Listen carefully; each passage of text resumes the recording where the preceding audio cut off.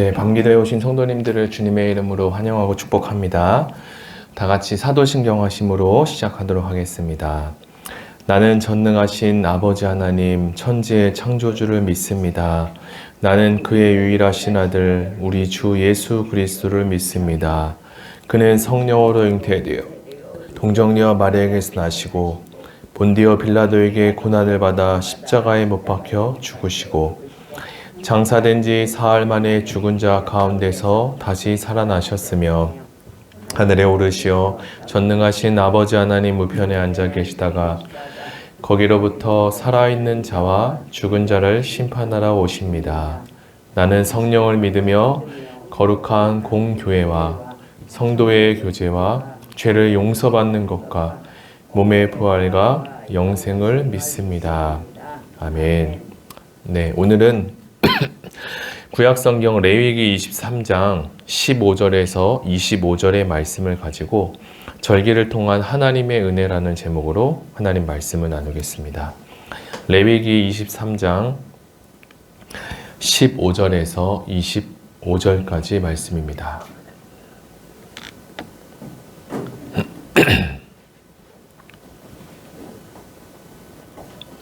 페이지를 말씀해 주세요. 네, 혹시 페이지 찾으신 분 있으시면 성경 페이지를. 네, 여기 예.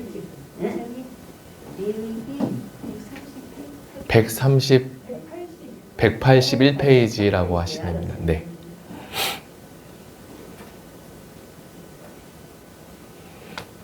(181페이지) 레위기 23장 15절에서 네, 25절까지입니다.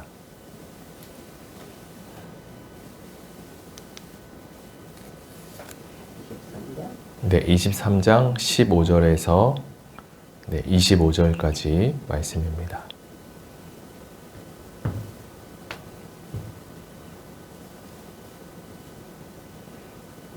네, 다 찾으셨으면 네, 교독에서 읽겠습니다. 네, 23장 15절. 네. 네.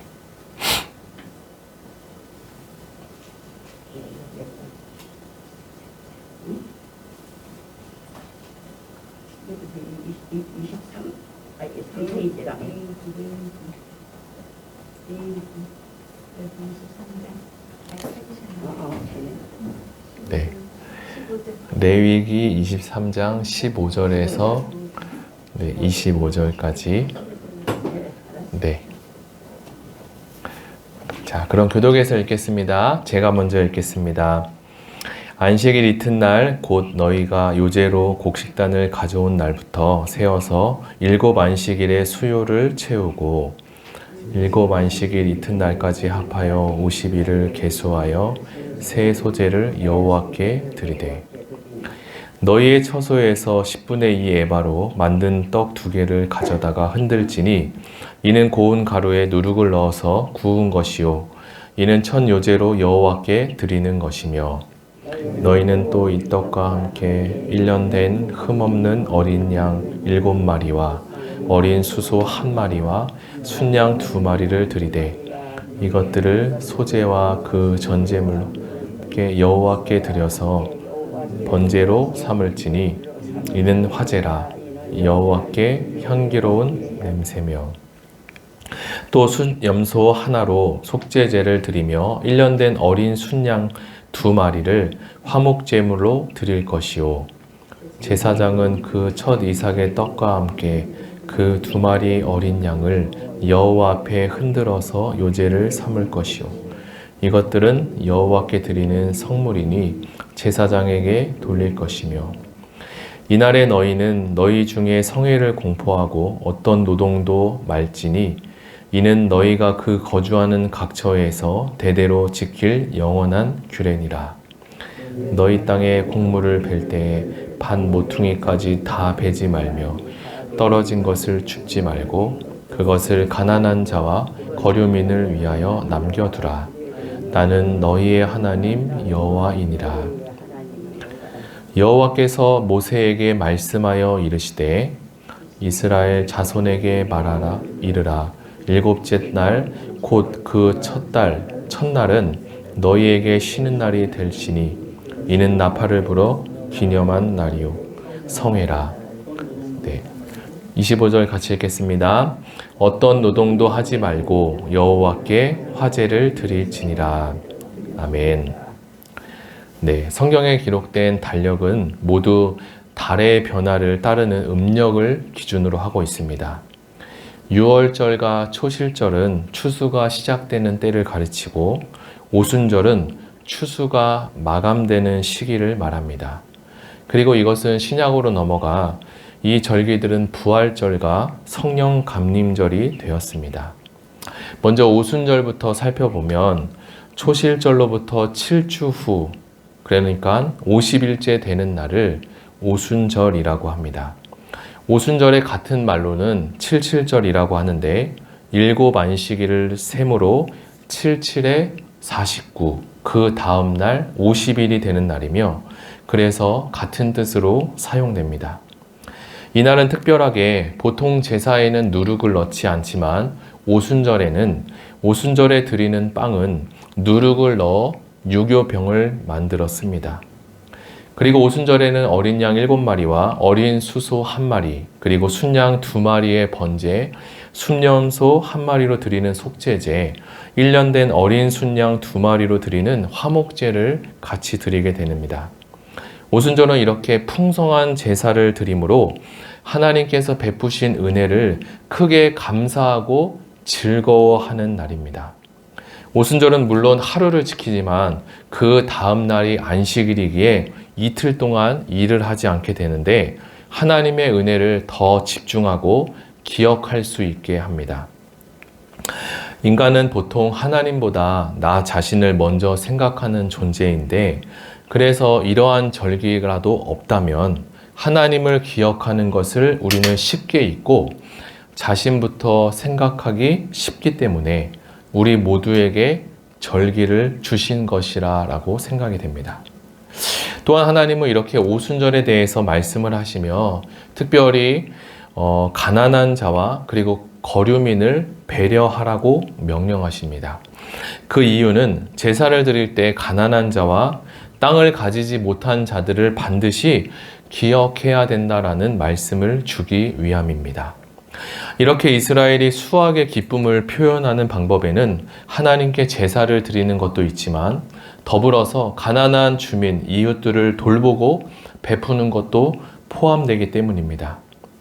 하나님의 은혜를 경험한 자는 마땅히 가난한 이웃을 돌보고 나누어야 하는 것이 우리의 책임이기 때문입니다. 이처럼 우리는 이스라엘 절기를 지금까지 이렇게 묵상해 오면서 우리가 드리는 예배가 단지 하나님께만 드려지는 것이 아니라 하나님께도 드리고 또 이웃에게 그리고 내 주변에 있는 공동체에게도 하나님이 주신 사랑을 그리고 그 은혜를 나누는 것이 하나님께서 기뻐하시는 뜻이다라는 생각을 하게 됩니다. 이스라엘이 하나님의 구원과 그 은혜를 기억하기 위해 절기를 지켰던 것처럼 우리도 하나님께 감사하는 마음으로 예배하는 곳에 나아가야 할 것입니다. 하나님은 이스라엘 백성이 곡식을 다 수확할 때까지 지켜야 될 사항을 한 가지를 더 명하십니다.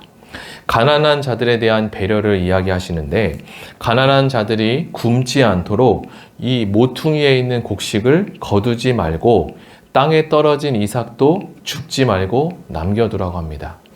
그래서 예전에 어떤 목사님께서 이 모퉁이에 있는 곡식을 어느 정도라고 우리가 이제 알기 쉽게 표현하기 위해서 이렇게 직사각형에다가 원을 그려서 그 예전에 저희가 학교 다닐 때 이 정사각형이라고 하면 가로 곱하기 세로 하면 이 전체의 넓이가 나오고 그 안에 원을 그리게 되면 이 원의 넓이는 죄송합니다. 반지름 곱하기 반지름 곱하기 3.14 하면 약 75% 정도, 75 정도, 그러니까 10 곱하기 10 하면 100에서 75가 빠지니까 대략 한 4분의 1 정도가 이 모퉁이에 대한 것이 해당됩니다. 그러니까 사실 이 모퉁이에 대한 부분이 저는 이 그냥 곡식에 대한 모퉁이 조금이라고 생각했지만 그게 이제 계산적으로 수학적으로 계산해 볼 때 100에서 75가 빠지면 나머지 4개의 모퉁이가 남게 되는데 그게 대략적으로 20%가 넘게 되는 큰 부분이 됩니다. 그 정도 남겨야 그 정도를 가난한 사람들에게 돌려보내야 가난한 사람들이 그것을 통해서 또 생활을 할 수 있지 않았나. 그래서 하나님께서는 그런 은혜를 이스라엘 백성들에게 말씀하신 것 같습니다. 그래서 하나님은 고아와 과부와 가난한 자를 도우시는 하나님이십니다. 그렇기에 하나님이 주신 것을 반드시 가난한 자와 나누어야 함을 말씀하고 있는데요. 그들을 돌보고 그들의 필요를 채우는 일을 우리에게도 동일하게 맡기셨습니다. 우리에게 주신 재물로 하나님께도 드리지만 사회적으로 어렵고 힘든 약자를 구제하는 것도 우리가 잘 감당해야 될 부분입니다. 이렇게 이스라엘 백성은 칠칠절이라는 절기의 규례를 행함으로 모든 만물의 주인이 바로 하나님이시라는 것을 드러냈습니다. 그들은 그래서 하나님께 감사의 제사와 또는 수확한 곡식의 풍성한 은혜를 또 이웃 사람들과 이렇게 나누게 되었죠. 매년 절기를 주신 것은 아까 서론에 이야기한 것처럼 우리가 쉽게 하나님과 이웃을 잊어버리기 때문입니다. 하나님과 그분이 행하신 일을 잊지 않고 특별한 날과 시간으로 정해주신 것이 바로 하나님의 은혜입니다. 끝으로 마지막 단락에 나오는 나팔절에 대한 이야기도 성경에서 말씀하고 있는데요. 나팔절은 음력 7월 1일인데 이스라엘의 공식적인 새해 첫날을 의미합니다. 그래서 나팔절이라고 성경은 부르지만 특별히 성경에서는 이것에 대한 특별한 명칭은 있지 않지만 이 날은 이스라엘이 양각 나팔을 불어서 새로운 해의 시작을 알립니다. 이 나팔절은 이스라엘 백성이 어떤 노동도 하지 않고 노동도 하면 안 되는 성일로 기록되는데 대신 6월절이나 7.7절에 바친 제물의 내용과 동일하게 하나님께 제사를 드리게 됩니다.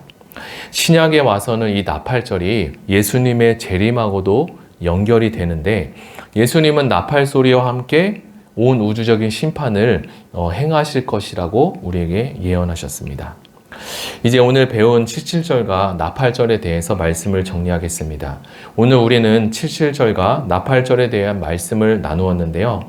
추수를 마치고 기대하고 믿은 대로 성취하신 하나님의 은혜에 대한 감사함과 동시에 주변의 이웃과 어려운 분들을 살피며 섬기라고 우리에게 말씀하셨습니다. 또한 나팔절의 이 나팔 소리를 들으며 중요한 절기가 모아져 있는 7월의 첫날과 그리고 새해의 시작을 알리셨는데 나팔 소리를 들으며 하나님의 구원을 기억하고 또 구원하시는 것을 간구하고 감사하는 것을 우리에게 말씀하고 계십니다. 하나님께서는 이 7.7절과 나팔절을 통해서 우리에게 말씀해 주셨는데 하나님께서 재물을 잡수실 것도 아닌데 매년마다 이렇게 하라고 하신 것은 그때만이라도 하나님을 기억할 수 있게 그리고 생각할 수 있게 하신 뜻이라고 말씀을 드렸습니다.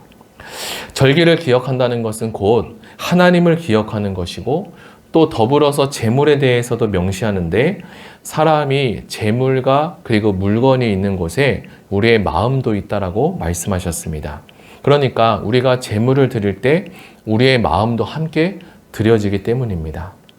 재물이라는 것은 우리에게 있어서 가장 아까운 것을 드리는 것인데 믿음의 조상 아브라함에게 있어서 가장 아까운 것은 무엇이었을까요?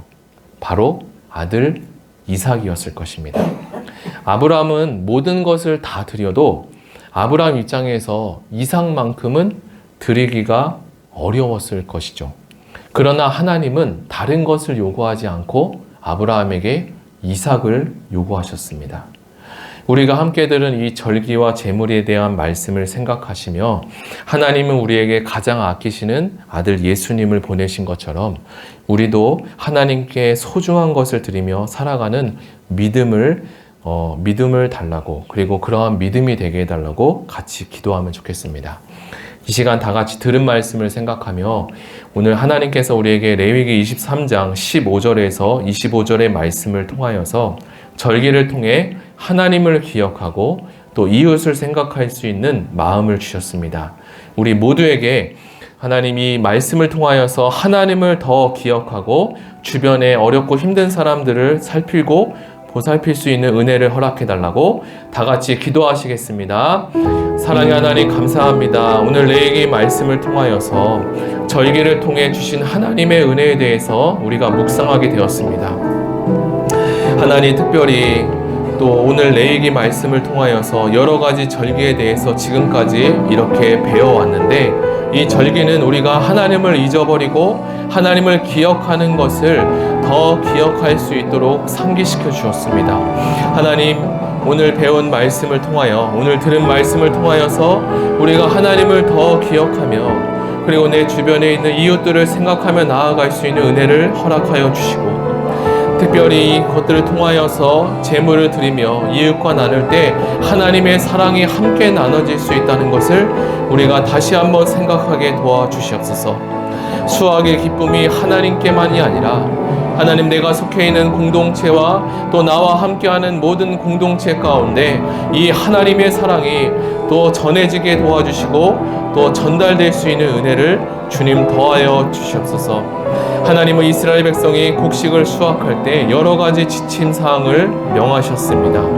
가난한 사람들이 굶지 않도록 모퉁이에 있는 곡식을 거두지 말고 땅에 떨어진 이삭도 죽지 말라고 말씀하셨습니다. 고아와 가부와 가난한 자를 도우시는 하나님의 사랑과 하나님의 손길을 우리에게 보여주셨습니다. 그렇게 하나님이 주신 것을 반드시 우리가 나누고 그 사랑과 복음을 전할 수 있는 하나님 우리 모두가 될 수 있도록 우리 교회 모든 성도가 될 수 있도록 주님 축복하여 주시옵소서. 하나님 나팔절을 통해서 하나님의 나팔이 불려질 때 새해가 공포되고 새로운 마음으로 시작되는 그 한 해가 시작될 때 그 마음을 새롭게 하시는 주님을 우리가 보았습니다. 하나님 예수 그리스도를 통하여 하나님의 자녀가 되므로 우리의 인생과 우리의 삶이 하나님 새롭게 된 것을 우리만 아는 것이 아니라 하나님의 복음을 가지고 증거할 수 있는 은혜가 충만해지게 해달라고 하나님 그러한 우리의 믿음의 사람이 될 수 있도록 하나님 도와달라고 우리가 기도하며 나아갑니다. 주님 우리의 기도대로 하나님께 간구하는 이 기도 제목대로 하나님 역사해 주시고 인도하여 주시옵소서. 우리 이 시간에 두 번째로 같이 기도하기로 원합니다. 두 번째로 기도할 것은 교회를 위해서 기도하겠습니다. 교회를 위해 기도할 때 특별히 우리 교회 6대 비전 가운데 균형 있게 성장하는 공동체가 되게 해달라고 기도하십니다. 하나님 특별히 지금 방학 기간이지만 이제 얼마 후면 이제 개강을 하고 또 다락방이 진행이 되며 순장반이 시작됩니다.